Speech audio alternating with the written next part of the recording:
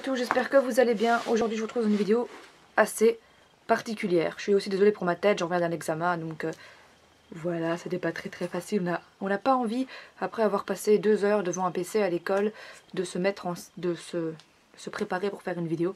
Mais il fallait absolument que je vous la fasse parce que c'était une vidéo qui me tenait particulièrement à cœur. Alors je vais un peu avoir du mal à exprimer vraiment, à parler de tout ça.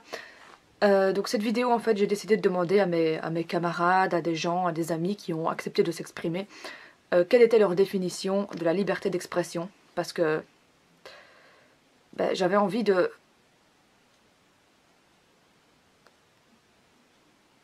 parler ce qui s'était passé, enfin de l'attentat qui s'était produit à Charlie Hebdo, parce que j'ai vraiment été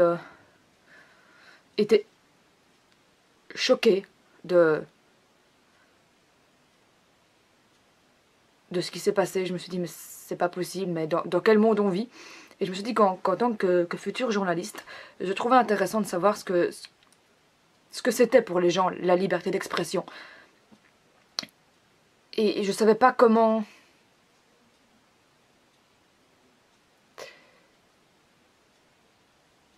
j'avais envie de faire une vidéo là-dessus, de parler, mais je savais pas vraiment comment en parler. Je me suis dit que c'était aussi une bonne idée que vous ayez l'avis de différentes personnes. En ce qui me concerne, moi j'ai fait un billet d'humeur sur le sujet, sur ma web radio, parce que je tiens une chronique qui s'appelle The Mood of the Day, que je fais tous les jours à 20 h sur une web radio qui s'appelle lestrade.be. Donc je vous mettrai le lien de ma chronique en barre d'infos, c'est le lien du podcast sur SoundCloud, si vous avez envie de l'écouter, où je m'exprime sur le sujet, où je dis ce que je pense de cet attentat et pourquoi ça m'a autant bouleversée, etc.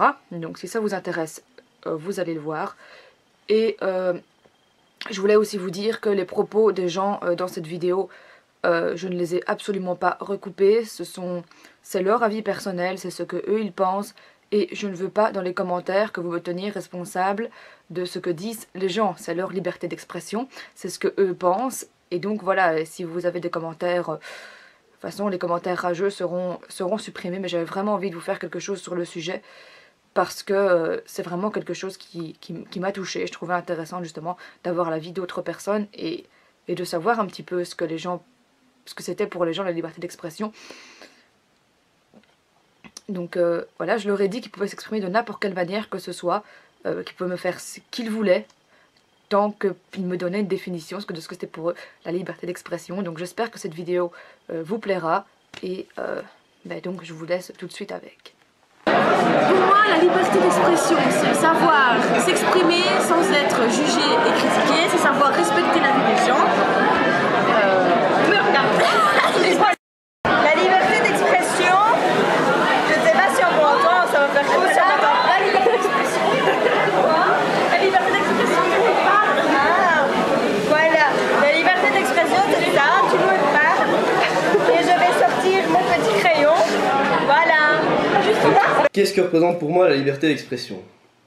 Déjà la liberté d'expression, à la base, c'est la liberté de s'exprimer. Et ça, je pense que tout le monde, à part peut-être les muets et encore, a cette liberté. Mais je pense que la question fondamentale, la question la plus importante, c'est plutôt la question du droit à l'expression. Ce que je veux dire, c'est que c'est plutôt le droit d'être entendu.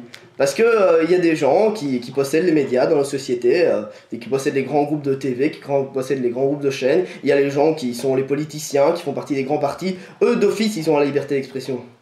Mais il y en a, ils peuvent s'exprimer, mais ils sont jamais entendus. Il y a des groupes sociaux opprimés, il y a des gens qui sont des fils d'immigrés, ou qui sont de la religion musulmane, ou des trucs comme ça, ou les grévistes, ou n'importe quoi. Eux, on leur laisse jamais l'opportunité de s'exprimer. Et je pense que si on veut vraiment parler de liberté d'expression, alors il faut l'étendre à tout le monde de manière égale, et pour ça, il faut une société égalitaire. Parce que jusqu'à présent, la liberté d'expression, c'est uniquement la liberté des dominants de diffuser leur idéologie dans la tête des gens et de laver le cerveau des gens. Voilà.